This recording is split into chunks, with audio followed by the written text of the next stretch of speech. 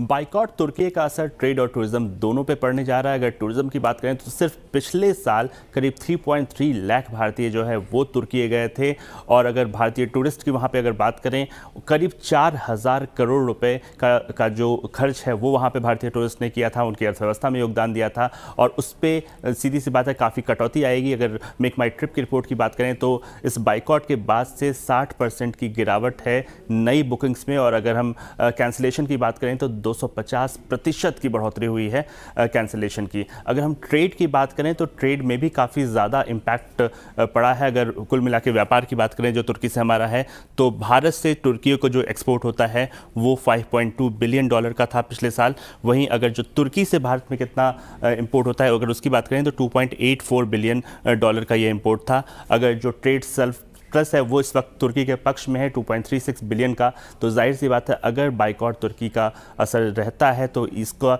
जो तुर्की का trade surplus है वो प्रभावित होने जा रहा है। कौन कौन सी चीज़ें इंपोर्ट और एक्सपोर्ट होती है, तो जो तुर्की से इंपोर्ट की अगर बात करें मार्बल जो है वो सबसे ज़्यादा होता है तुर्की से इंपोर्ट। इसके अलावा जो तुर्की को हम एक्सपोर्ट करते हैं उसमें इलेक्ट्रिक मशीनरी का जो नंबर है वो सबसे टॉप पे आता है। इसके अलावा इंपोर्ट में सेब की बात करें, एक्सपोर्ट की बात करें तो ऑटो पार्ट्स हम काफ़ी ज़्यादा तुर्कियों को एक्सपोर्ट करते हैं। ड्राई फ्रूट्स तुर्की से काफ़ी ज़्यादा आता है। इसका जो फार्मा प्रोडक्ट्स हैं या केमिकल प्रोडक्ट्स हैं वो तुर्की को हमारी कंपनियां काफ़ी ज़्यादा एक्सपोर्ट करती है। इसके अलावा जो क्रूड ऑयल है वो इंपोर्ट हम करते हैं, और अगर एक्सपोर्ट की बात करें तो टेक्सटाइल यहाँ से काफ़ी ज़्यादा होता है। मशीनरी भारत से तुर्की से इंपोर्ट होती है, जबकि हम तुर्कियों को स्टील काफ़ी ज़्यादा जो है वो एक्सपोर्ट करते हैं। इनका असर इन सभी सेक्टर्स पे पड़ने जा रहा है। और अगर हम जो भारत में तुर्की की कंपनियां मौजूद हैं उनकी बात करें तो चेलेबी एविएशन, जिस पर कल ही बहुत स्ट्रॉन्ग फैसला लिया भारत सरकार ने, उनकी जो सुरक्षा मंजूरी है उसको रद्द कर दी। लेकिन इसके अलावा भी कई सारी ऐसी कंपनियां हैं जो काफ़ी स्ट्रैटेजिक जगहों पे है।